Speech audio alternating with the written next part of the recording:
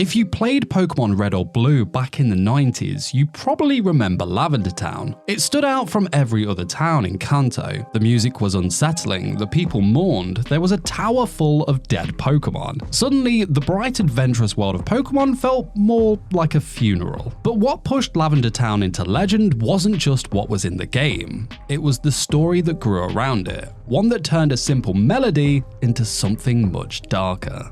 The legend known as Lavender Town Syndrome took root in the early days of Pokemon's rise. According to the story, after Pokémon Red and Green launched in Japan in 1996, rumors began to swirl about a wave of illness and tragedy among children aged 7 to 12. The myth claimed that these kids, after reaching Lavender Town in the game, experienced headaches, nosebleeds, and in most disturbing versions, thoughts of self-harm. All of this was supposedly triggered by the town's haunting music. The story went even further, alleging that the original Lavender Town theme contained high-frequency tones audible only to children and young teens because of their more sensitive hearing. These tones, the legend said, were enough to cause anxiety, nausea, or worse. Some creepypasta versions even mentioned that Game Freak, the developers, responded to an outcry, sometimes citing figures like over 100 or 200 children, by quietly changing the music for later international releases. Of course, there's no evidence any of this actually happened, but the numbers made the story feel more real. Fans added extra layers to the myth over time. One popular claim was that beta versions of the game given to testers hid secret messages in the music itself. Supposedly, if you ran the audio through special software, you'd find disturbing images, like unknown sprites spelling out "Leave now."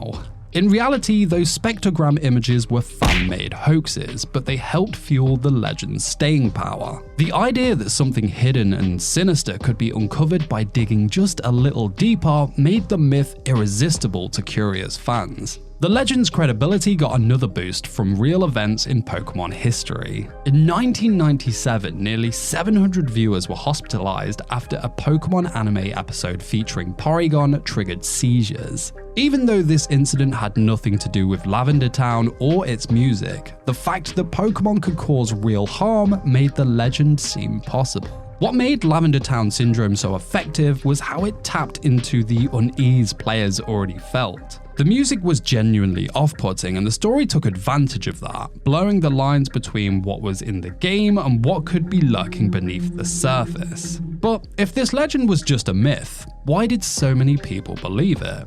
Behind the chilling legend of Lavender Town Syndrome is a much simpler reality. There's no evidence, medical, police, or otherwise, of any spike in child suicides or illness in Japan after Pokémon Red and Green launched in 1996. The reports of kids falling ill or worse were entirely made up, with no basis in real events. What really happened was the internet, especially in the early 2010s, where it became a breeding ground for stories like this. Lavender Town Syndrome joined the ranks of viral gaming creepypastas such as Ben Drowned and Lost Silver, capturing attention thanks to its mix of nostalgia and fear.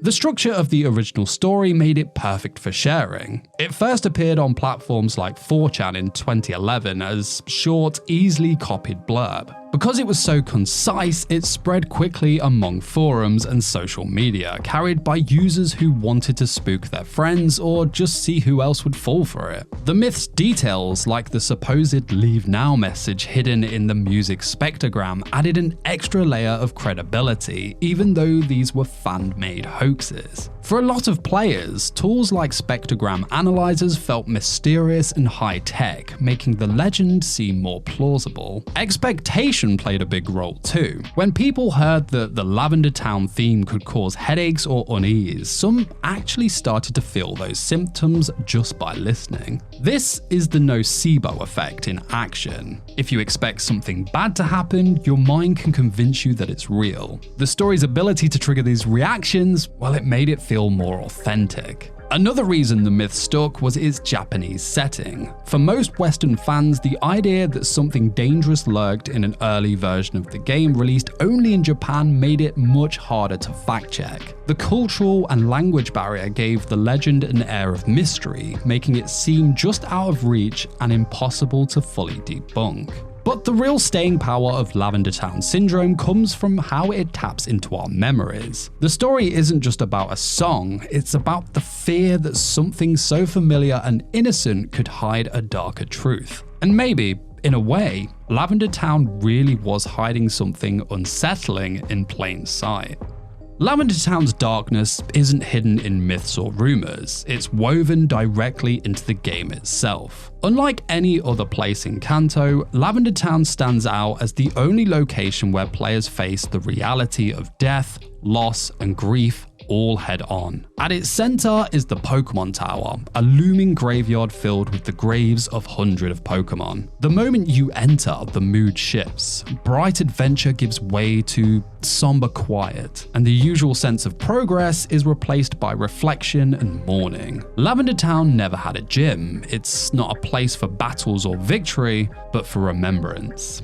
The story of Cubone and Marowak is one of the most memorable and emotional in the original games. Here you meet Cubone, a Pokemon orphaned by Team Rocket's cruelty. Marowak, Cubone's mother, was killed while protecting her child, and her spirit lingers, unable to move on. Players must use the Sylph Scope to reveal her true form and help her find peace. It's a rare moment in a children's game where the narrative asks you to confront loss and the pain of saying goodbye. Even after you free Marowak's spirit, the sadness of what happened stays with you.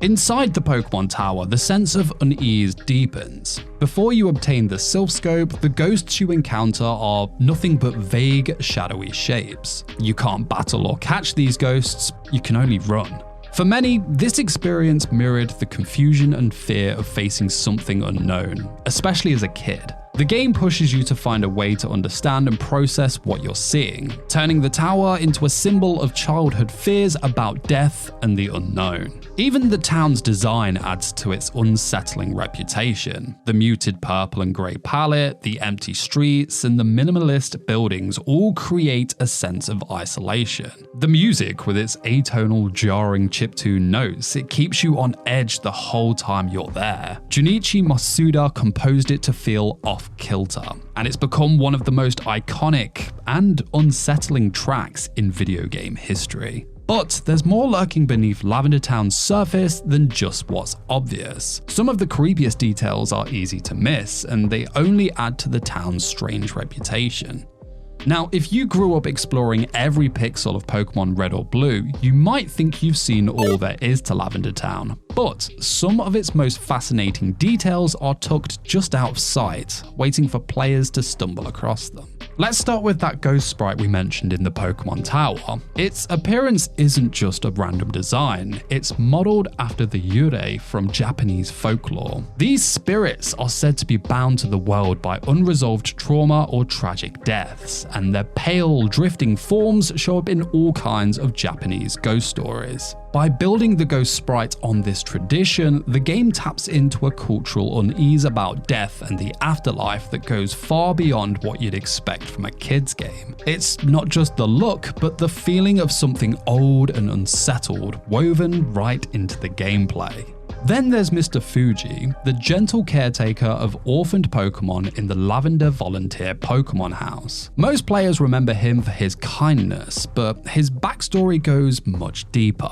Research confirms that Mr. Fuji is actually Dr. Fuji, the scientist behind the creation of Mewtwo. After the events of Cinnabar Lab, he left his research behind and devoted himself to caring for Pokemon who'd lost their families, possibly as a way to make up for his role in creating something as dangerous as Mewtwo. His presence in Lavender Town gives the place another layer of hidden regret and atonement, connecting the town's theme of loss to the wider Pokemon story. Fans have also noticed a single blank tombstone in the Pokemon Tower, which doesn't seem to link to any event or character in the main story. While some players found this through data mining and not in regular gameplay, its unexplained presence has fueled speculation for years. Is it an abandoned plotline or just a leftover from development? Some even speculate that this is the place where the game's protagonist will die. No one knows for sure, but the mystery keeps people talking.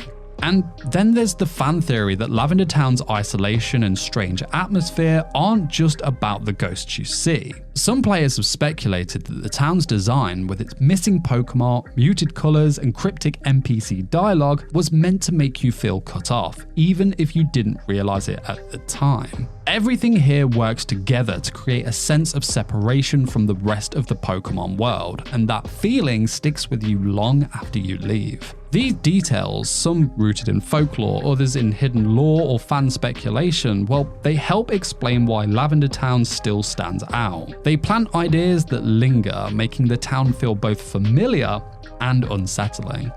But why does Lavender Town still creep into our thoughts years after we first visited it? Maybe it's because Lavender Town stood for something more than just another stop on our journey. It's where Pokemon stopped being just an adventure and started confronting us with emotions we weren't prepared for. It wasn't just a town, it was the moment childhood collided with mortality. Most of us didn't walk into Lavender Town expecting to deal with loss or grief. It was just supposed to be another quirky location, right? But then you hear the music. Those sharp, warped tones sink into you and everything around you feels wrong. For a lot of kids, this was their first brush with something deeper, something they couldn't quite name. Pokemon Tower wasn't just another dungeon, it was a graveyard. Cubone's mourning its mother wasn't just a quest. It was a tragedy. Lavender Town didn't let you look away, and if you didn't understand why it unsettled you, that unease stayed with you anyway. That's where the myth came in. Creepypastas like Lavender Town Syndrome offered us a way to make sense of those feelings. Fear has a strange way of needing an explanation, so when we couldn't quite pin down why Lavender Town bothered us so much, the internet handed us a story. Kids getting sick, suicides, deadly music. Sure, it wasn't real, but it clicked. It gave us something to point to, helped us take that buried discomfort and turn it into a shared experience. It wasn't just me, it wasn't just you, it was all of us feeling the same shivers from the same tune. And the power of suggestion did the rest. As kids, we might have shrugged it off the first time, but as adults, nostalgia brought it all back. We'd hear the music again, read the stories, and suddenly we were remembering how it felt to step into Lavender Town for the first time. It became like the best kind of horror, not an obvious jump scare, but something planted so deep you're still finding it years later. That's why it sticks. It's not just about ghosts or music, it's about that moment, that collision of innocence and mortality. Did Lavender Town mean to haunt us, or was it our own fear that gave it its power?